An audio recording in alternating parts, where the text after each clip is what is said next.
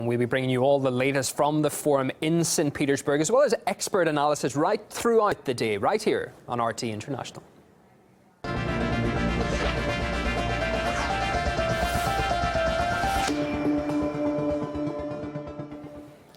Take it or leave it. Today is widely seen as the final crunch time for Greece and EU finance ministers to decide on the so-named Grexit.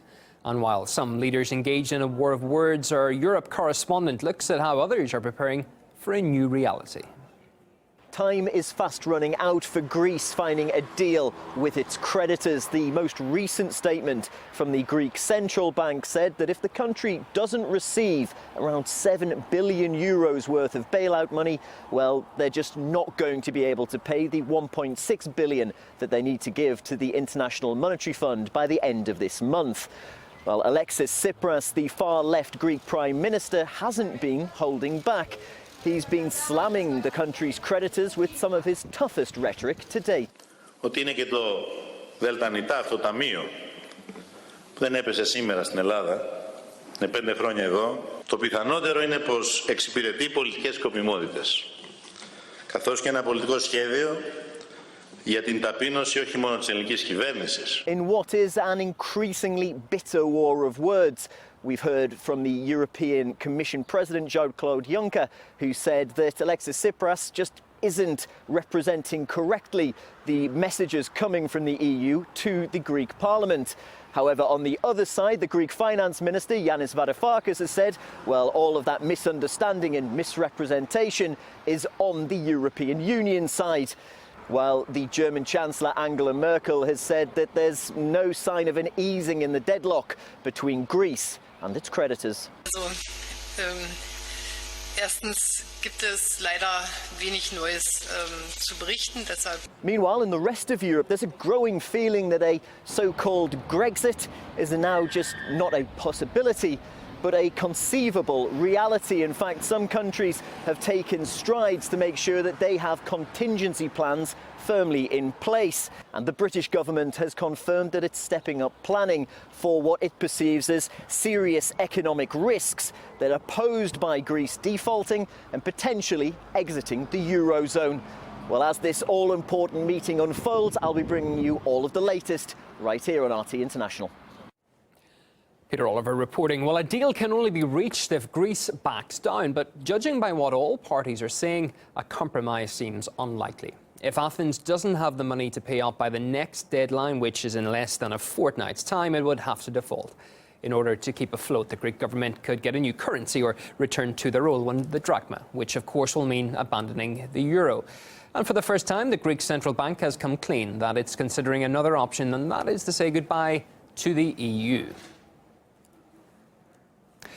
However, there could be another possibility for Athens. The Greek Prime Minister is in Russia for a major economic forum, even though last-ditch talks about his country's debt are about to begin in Luxembourg. Well, we spoke to author and former British diplomat William Mallinson, who claims it's high time for Athens to show some self-sufficiency and look around for new partners. Greece has been kept out of cooperation artificially for far too long because of the destructive and negative Cold War mentality. In fact, it's creating quite a lot of hysteria in certain Western media outlets. But I think when the hysteria dies down, I think Greece will get various kinds of support from the BRICS, from Russia and China. It's not a question of leaving the West. That's a nonsensical thought. They are frightened of Greece actually daring to exert some degree of sovereignty. And it's been coming so much under threat that I think now, with a bit of luck, it's about time that it re-established a bit more sovereignty. Well, ahead of today's meeting, thousands converged in central Athens for the biggest rally there in months. It attracted supporters from the ruling Syriza party as well as activists from abroad, like the German Left Party. Even though there's just 13 days until the next Greek bailout deadline, the crowd was there to give its backing to Syriza's main pledge to stop public spending cuts. The agony for the family of a US war veteran who died in prison is being compounded by their calls for justice falling on deaf ears. Video during the final hours of Sergeant James Brown's life shows him being beaten by guards. And be warned that the following clip does contain violence which you may find upsetting.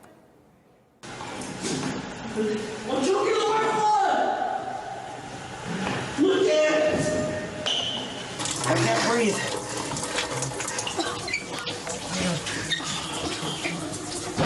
Well, James Brown had served in Iraq and suffered from post-traumatic stress disorder. He was in prison for driving while impaired. The local authorities called the 26-year-old's death an unfortunate tragedy.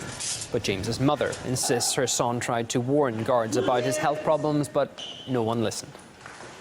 The only reply we get is they didn't know that he was in distress.